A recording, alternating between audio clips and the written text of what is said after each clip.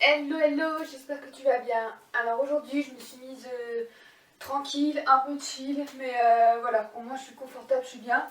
Je te présente Rosie, ma petite orchidée qui n'a actuellement plus de tête, mais paraît-il que c'est normal, donc j'espère juste qu'elle repoussera et que c'est simplement le cycle de la vie.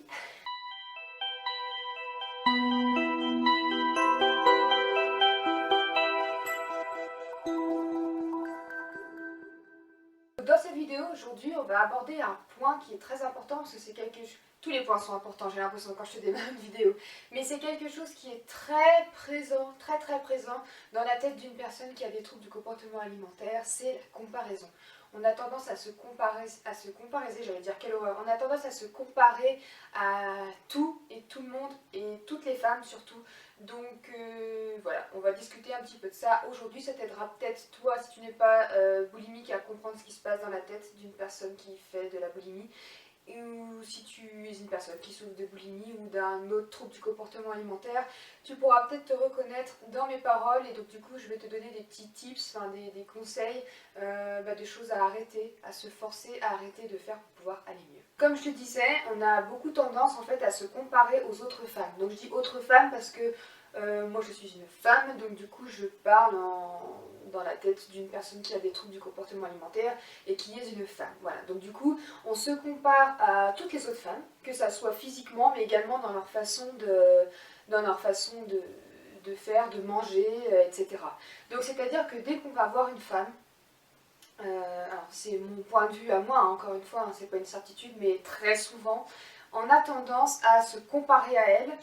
Et on va pas se comparer dans le but d'évoluer ou autre. Bien souvent, en fait, on va une femme comment dire, qui nous attire l'œil, on va avoir tendance à chercher le défaut ou les défauts, c'est même encore mieux, pour pouvoir la dénigrer. En fait, on va plutôt que de se dire c'est une très belle femme, elle a des très beaux cheveux, elle a des très belles fesses, elle a, je sais pas, une belle poitrine, bref.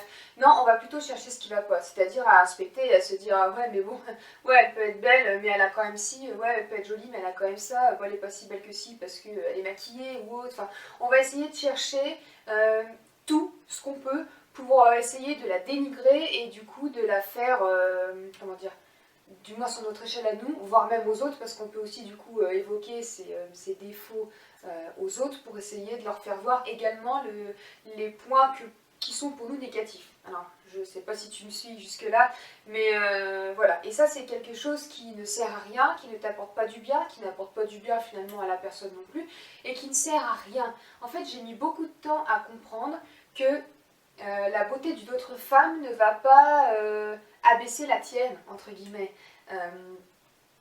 Comment dire, une femme, on peut très bien être que des femmes belles, on n'est d'ailleurs que des femmes belles, et c'est pas parce qu'il y en a pas une qui va aspirer tout le quota de beauté qu'il y a sur Terre, si tu vois ce que je veux dire.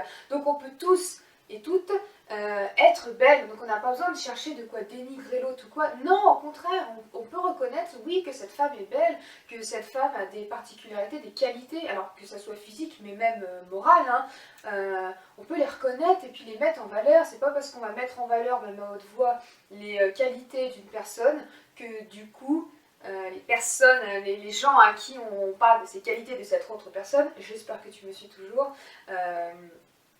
vont nous écraser en fait. C'est exactement comme, j'aimais beaucoup cette expression, enfin cette métaphore.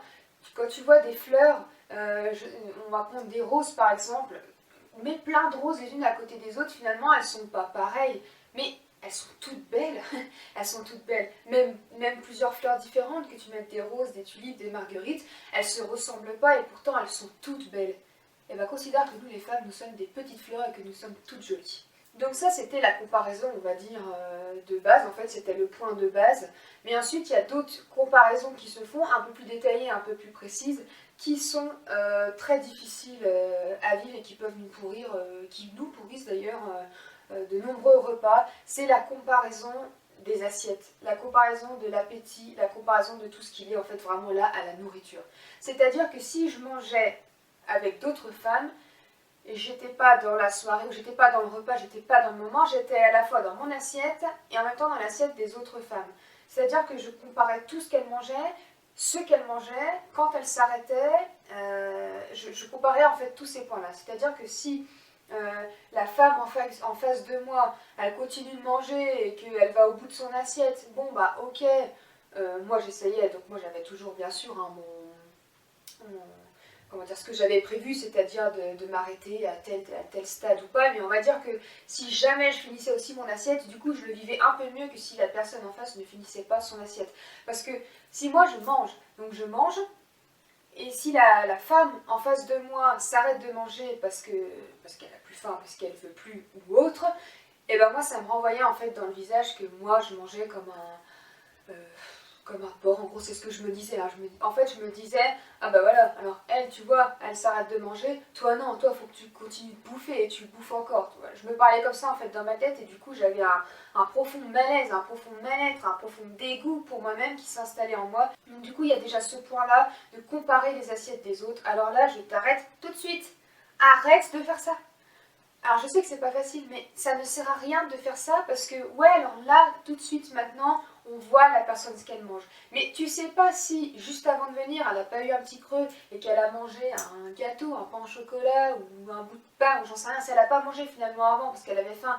Donc forcément, maintenant, au moment du repas, elle a moins faim, donc elle s'arrête de manger parce qu'elle en peut plus. Ça, tu le sais pas. Tu sais pas si par contre, ça fait des jours et des jours qu'elle a mangé, je sais pas, qu'elle a enchaîné plein de gros repas, et du coup, arrivé à celui-là, bon bah voilà, forcément, elle n'en peut plus, elle en a plus envie, tu sais pas si la personne en face a des troubles du comportement alimentaire, si elle n'est pas en train de faire la même chose que toi, et que du coup, elle s'est arrêtée de manger, elle se force à arrêter de manger alors qu'elle voudrait, t'en sais rien en fait. Donc, n'essaie pas en fait de te comparer à ce que la personne en face mange parce que voilà, on n'a pas le même train de vie. Cette personne elle fait peut-être énormément de sport ou pas du tout de sport, contrairement à toi qui en fait beaucoup. Donc forcément, ça va changer aussi encore une fois sa faim en fait, ses besoins corporels. Donc il y a tellement de points à prendre en compte que tu ne peux pas comparer ton assiette, ton appétit là tout de suite à ce repas-là avec celui de quelqu'un d'autre. Donc je te conseille vivement d'essayer de repérer quand tu fais ça, de repérer ce schéma et de te dire oh attends, là je suis en train de comparer, non, on s'en fout, je sais pas ce qu'elle a fait, ça se trouve elle a mangé juste avant, donc je ne peux pas comparer, reviens à toi et reviens à ton assiette, mais surtout en plus au moment présent. L'autre point qui est difficile à vivre et encore une fois qui touche énormément les femmes, de ce que moi j'ai pu constater, de ce que j'ai pu constater en discutant avec d'autres personnes, c'est que nous les femmes, on a cette horrible et fâcheuse tendance à commenter tout ce qu'on mange. On commente tout. Et du coup, bah, encore une fois, quand tu es une personne qui a des troubles du comportement alimentaire, tu entends tout ça et ça ne fait pas forcément du bien. Donc moi aussi, hein, j'ai commenté ce que je mangeais, donc encore une fois, je ne blâme pas les personnes qui le font, c'est juste comme ça. Tu peux essayer, hein, si tu veux, quand tu as un repas, alors là pour l'instant c'est compliqué avec la situation actuelle d'avoir des repas entre amis ou en famille, mais tu pourras te rendre compte quand tu as un repas accompagné que surtout les femmes, très souvent, elles ne peuvent pas s'empêcher de faire plein de commentaires sur ce qu'elles mangent. Par exemple, ah mais là mais non je peux pas manger tout ça, ah mais j'en peux plus, ah mais j'ai déjà trop mangé, ah mais je devrais arrêter parce que, ah mais si mais en même temps j'ai fait ça avant donc du coup je peux manger, ah mais non je vais prendre une salade, ah mais moi j'en peux plus, j'ai vraiment trop mangé, ah mais je vais jamais réussir à finir, et ça peut durer longtemps comme ça, mais du coup, moi je sais que ce genre de remarques, mais elles étaient balancées un peu comme ça, de façon anodine, mais moi ça rentrait dans ma tête, et du coup ça continuait à me faire me comparer en fait, et puis du coup une personne qui dit oh bah non mais moi j'en peux plus, là j'ai beaucoup trop mangé alors qu'elle vient de prendre trois fourchettes dans son assiette, bah voilà, moi je me disais bah toi repose ta fourchette, toi aussi tu devrais pouvoir t'arrêter là, toi aussi tu es une femme, donc tu devrais pouvoir t'arrêter là. Et du coup c'était compliqué parce que j'avais pas envie de m'arrêter là, j'avais envie de continuer. Donc encore une fois, quand tu entends ça, maintenant vois-le avec des yeux, enfin plutôt entends-le avec des oreilles ouvertes et conscientes. Et voilà, tu verras que quand tu prends conscience des choses qui rentrent dans ton cerveau, quand tu les vois et les entends vraiment, et bah du coup ça t'impacte plus autant. Moi maintenant quand j'entends ce genre de commentaires, alors maintenant ça ne me fait plus rien du tout, mais tout au long de ma guérison ça continuait de me faire mal en fait, tout ce genre de commentaires. Mais du coup c'était pas pareil parce que j'en avais pris conscience et du coup je me disais Flo, n'écoute pas parce que c'est des paroles qui sont lancées comme ça, et puis c'est une habitude de femme, je dirais, hein, parce que j'ai pu remarquer voilà, que c'était surtout la gente féminine qui faisait ça. Enfin, je laissais plus ces phrases-là m'impacter, du coup. Je les laissais plus rentrer sans m'en rendre compte, je les voyais, et donc comment dire. Bref, voilà, tout ça pour te dire que je les laissais plus m'impacter. Donc fais la même chose quand tu entends tout ça, entends-les vraiment, et puis dis-toi qu'il faut laisser passer, et que, encore une fois, il faut pas te comparer à ce que disent ces personnes, parce que tu sais pas ce qu'elles font, ce qu'elles ont mangé, tu n'en sais rien, tu sais pas si, même entre guillemets, si elle ment et qu'en fait elle aimerait manger mais qu'elle dit ça, enfin t'en sais rien en fait. Donc du coup, encore une fois, ne te compare pas à ça. Je te souhaite une très belle journée, une très belle soirée. Ah oui, j'avais oublié de te dire. Oula, Rosie. N'hésite pas à aller t'abonner sur mon compte Instagram si tu veux encore plus d'infos. En ce moment, en plus, je publie un post par jour pour pouvoir t'aider à te sortir des troubles du comportement alimentaire. C'est un petit peu mon calendrier de l'Avent jusqu'au 25 décembre. Donc je te poste plein de petits tips, de petits conseils pour pouvoir t'aider à affronter cette période qui en plus n'est pas forcément facile avec tout ce qui se passe en ce moment, les confinements à répétition, les fêtes qui arrivent. Donc j'espère que ça pourra t'aider. Donc n'hésite pas à me suivre, à t'abonner si ça t'intéresse. Comme à cette vidéo, je te remercie si tu l'apprécies de mettre un petit j'aime et de t'abonner en fait si ça t'intéresse. Ça m'aide vraiment, ça fait du bien à ma toute petite chaîne toute nouvelle née. Et ça me fait du bien aussi à moi parce que entre guillemets je peux voir si je t'intéresse ou non. Donc voilà, n'hésite pas à faire tout ça, je te remercierai profondément. Et ce coup-ci, je te souhaite une belle journée, une belle soirée, je te fais plein de gros bisous et à la prochaine. Bye bye.